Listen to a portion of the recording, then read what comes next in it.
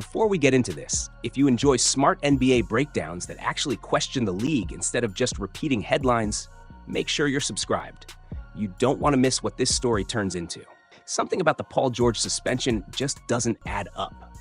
When you slow it down and actually line up the facts, it feels less like a mistake and more like someone isn't telling the full truth. Paul George was hit with a 25-game suspension without pay for violating the league's anti-drug policy, costing him nearly $12 million. That alone is shocking. But the timing? That's where things get weird. This all happened right after one of PG's best performances in years. In Milwaukee, he dropped 32 points and knocked down 9 threes, the most he's made in a game since his OKC days back in 2019. Suddenly, the league steps in. Drug test, positive result, suspension. And instantly, the internet went into nickname mode. Prescription P, Peptide P, Performance Enhancing P. Funny? Sure. But jokes aside, everyone was asking the same thing. What actually happened? Paul George quickly gave his explanation. In a statement, he said that while seeking treatment for a mental health issue, he made the mistake of taking a medication that wasn't approved by the league. He accepted responsibility and apologized. On the surface, that sounds reasonable. Mental health treatment isn't cheating. So why did the NBA come down this hard? That's where the story starts to crack. Paul George isn't some random player using mental health as an excuse. He's been one of the voices that helped normalize these conversations in the first place. Back in 2020, inside the bubble, PG openly talked about anxiety and depression when the league barely acknowledged mental health at all. Alongside players like Kevin Love and DeMar DeRozan, he helped shift the culture. The NBA now promotes mental health awareness publicly. So ask yourself this: if the league genuinely believed Paul George was taking legitimate treatment for mental health, would they suspend him for 25 games without pay? And would PG just accept it without a fight? That's the part that doesn't sit right. If this were truly approved medical treatment, an appeal would be easy. Evidence, doctors, documentation, case closed. Instead, Paul George took the punishment immediately, which raises the real question. If it wasn't what we're being told, then what was it? And once you look at the NBA's banned substance list, things get even more interesting. Now here's where things really start to narrow down. The NBA doesn't just ban drugs in a vague way. They list everything. And when I say everything, I mean every category you could imagine. If you tried to read the full banned substance list, it would run 10 pages deep. So instead, let's talk categories, because that's where the answers actually live. Category A is drugs of abuse, party drugs, recreational substances, stuff the league wants nowhere near the game. Category B is synthetic cannabinoids, which surprises a lot of people. Weed itself isn't banned anymore, but synthetic versions still are. Category C is the heavy stuff: steroids, PEDs, peptides, SARMs, anything that can enhance performance or recovery. And Category D is diuretics, which are usually used to mask PED use. That's what DeAndre Ayton got caught for.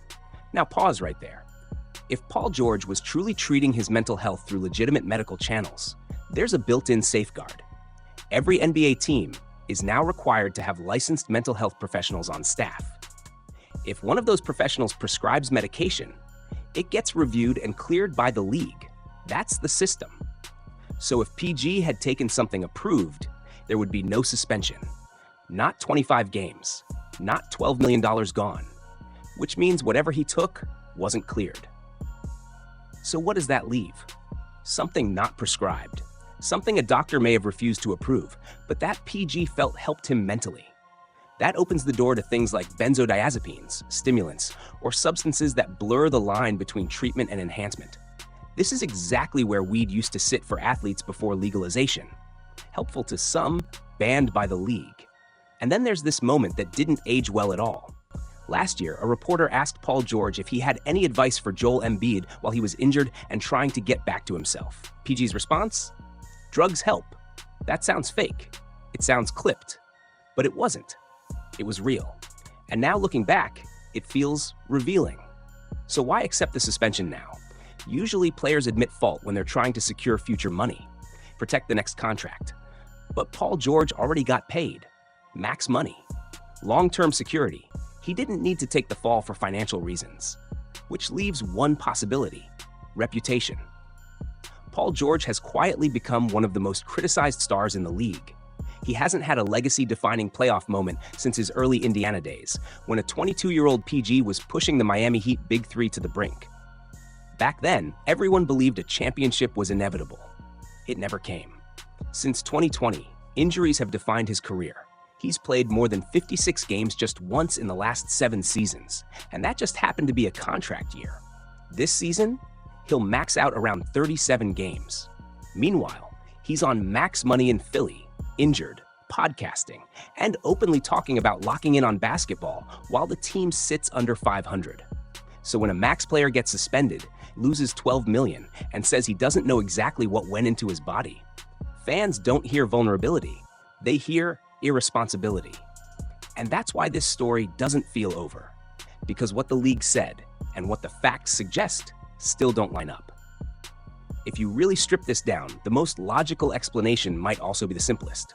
Paul George may have looked at his situation and thought, if I don't take this, I'm probably sidelined anyway. So he rolled the dice and lost. Now, to be clear, that's speculation. No one knows exactly what he was thinking. But given everything we've laid out, it's the only version of events that actually makes sense. And this opens up a bigger conversation the league still isn't ready to have. Personally, the idea that performance-enhancing substances should always be illegal, especially for recovery, feels outdated. These athletes aren't normal people. Their bodies endure stresses that most humans will never experience. If certain peptides or recovery-based substances can help players heal faster, reduce long-term damage, and extend their careers, why is that automatically a bad thing? Let's be honest. Athletes have been doing this for decades. There have always been whispers. Kobe traveling overseas for treatment. The endless speculation around LeBron's longevity. None of this is new. It's just never been openly acknowledged. And history tells us how this usually goes. For years, college athletes got paid under the table. Everyone knew it. The system was broken. Eventually, the league admitted reality and legalized it. Same thing with marijuana. Once treated like a scandal, now barely a headline.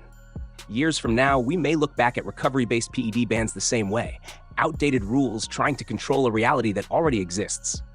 But for now, the rules are the rules. And under the current system, Paul George broke them. What makes this situation even more complicated is that some Sixers fans aren't even panicking. In fact, a few are quietly calling this beneficial. With PG losing roughly $12 million during the suspension, Philadelphia suddenly finds itself barely over the luxury tax. That financial breathing room changes everything. Before this, the expectation was that the Sixers would have to sacrifice rotation players just to dodge the tax. Names like Kelly Oubre Jr. or Quentin Grimes were being floated. Now, that pressure is gone. Instead, the team can shed salary at the margins, an Andre Drummond-type move, or a deep bench contract that barely affects the rotation. And there's another angle fans keep bringing up. Paul George is expected to return roughly 10 games before the playoffs. That means fresh legs, less wear, time to rebuild chemistry without grinding through the entire regular season. On paper, that sounds great. But here's the problem: timing. Right now, Philadelphia sits 6th in the East, barely a game and a half away from the play-in, and the teams chasing them aren't weak. Miami, Orlando, young, athletic, and dangerous. To make matters worse, the Sixers' schedule is about to turn brutal. 9 of their next 12 games are on the road, trips to Los Angeles, San Francisco, Phoenix, Boston, plus home matchups against the Knicks and Heat. This is not the moment you want to lose a max player. And just when it felt like this story was contained to Philly, another wrinkle emerged. Around the same time, new reporting suggested that the much-hyped Giannis trade scenario might not unfold the way everyone assumed. Yes, the initial report was real, but new information indicates the deal may be far more complicated and far less certain, which means the league is shifting in real time. And suddenly, Paul George's suspension feels like it might be just one piece of a much bigger puzzle.